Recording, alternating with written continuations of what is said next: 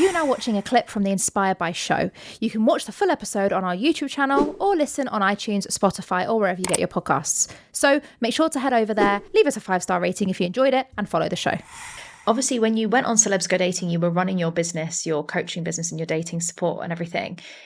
People often feel that if I get on TV, my business will explode. Yeah. Judging by that face, I can tell maybe that wasn't what quite happened. No. What was the experience that you had? Quite the opposite.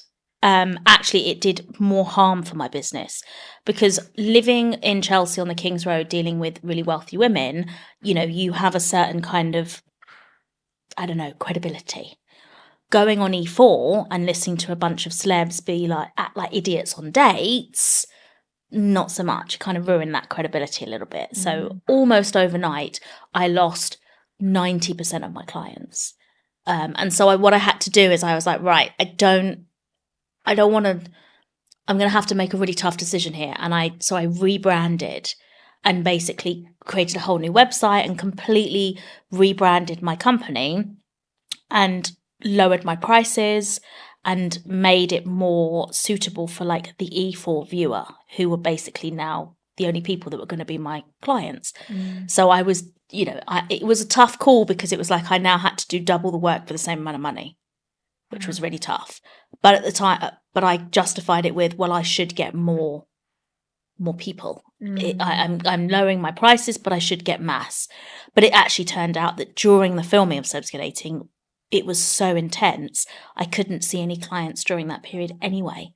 So it was all a bit of my whole business kind of got ruined, actually, because I couldn't make any money. We were doing 14-hour days, at least 5 days a week. The 2 days I did have off, I slept because I was exhausted. And the thought of then going and seeing a coaching client just filled me with dread, because I didn't have my battery was dead. Yeah.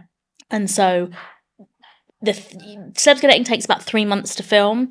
So in those 3 months, it's very much, I just didn't have any money coming in, really, because I didn't have any capacity to see private clients.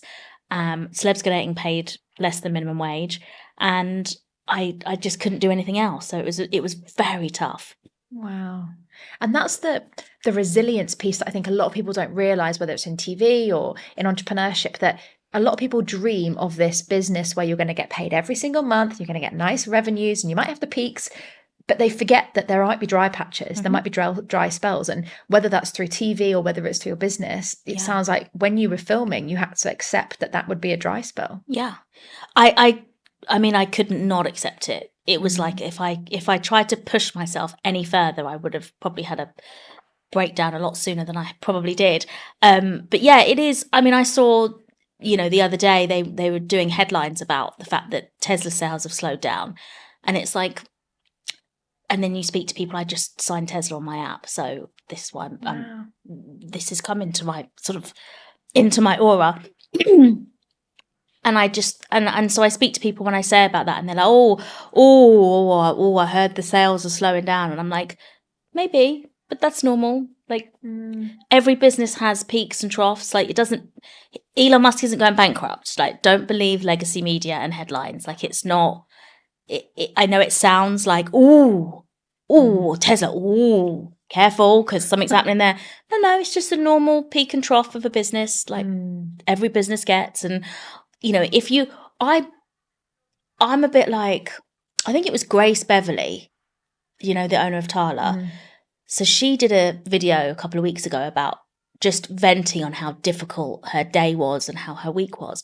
And I was like, God, I would love to be at that stage in a business where those are my problems. Yeah. Like, and not in a nasty way, in a like, you really inspire me. Like, I can't wait to be in New York filming a podcast and your car didn't turn up, and then the next car that turned up broke down. Like, I'd love these problems. Like right now, the problems are like starting a business from scratch, bootstrapping the whole thing, making sure that you don't lose your mind, you keep your sanity and integrity and pay your bills. Like, it's very, very different. Yeah. And do you know what? I love that you've shared that, Nadia, because that's something that I often have to remind our team and my friends who are in business. Sometimes they moan, and I think remember when those problems were your dream. Absolutely. You know, like, yeah, okay, every business has problems, Yeah. every life has problems, you know, Yeah. it'd be dull if we didn't. But it's like, let's just be grateful for those problems. You know, I remember recently we recruited more staff and our payroll bill almost doubled.